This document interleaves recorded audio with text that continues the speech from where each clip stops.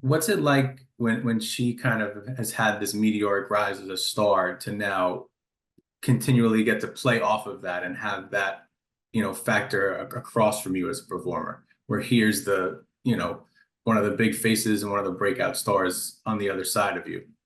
Yeah, it's been interesting due to my, past with Rhea, literally as she breaks my shoulder and I have rotator cuff surgery and um labrum repair surgery and bicep repair surgery, she ascends to this level of superstardom and here I am at home watching her and I absolutely hate it.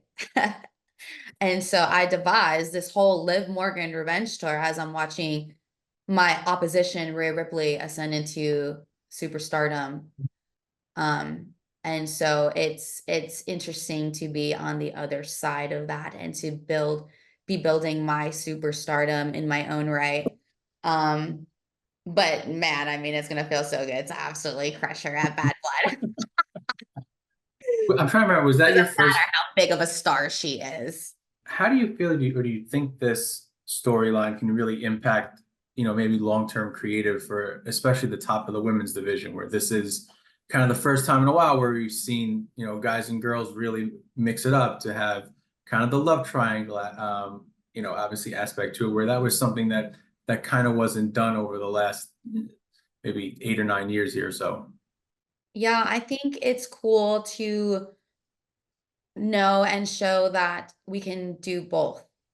Yes, I can be the women's champion and have a story centered around my championship, but also bring in these elements that a lot of people growing up watching WWE loved. They loved the romance, they loved the messiness, love the love triangles. Like, who doesn't love a good love story?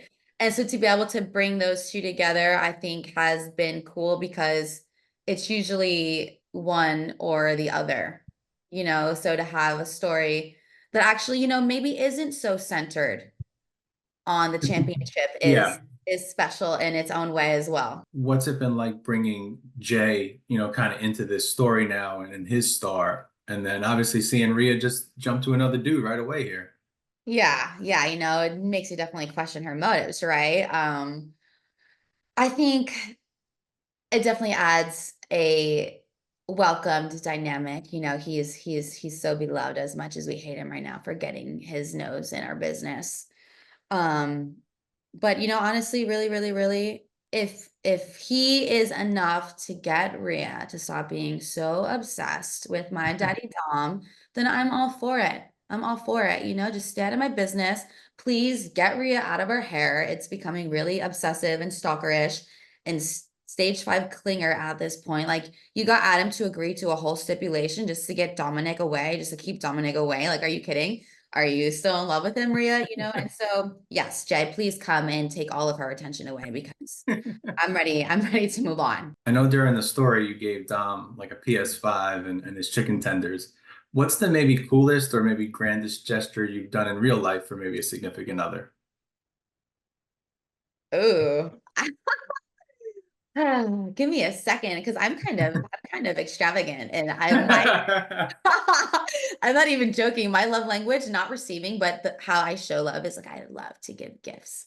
And I'm such a gift giver. I mean, I've done some crazy things. I've done vacations. I've done like 90-inch flat screens. I've done uh I get creative.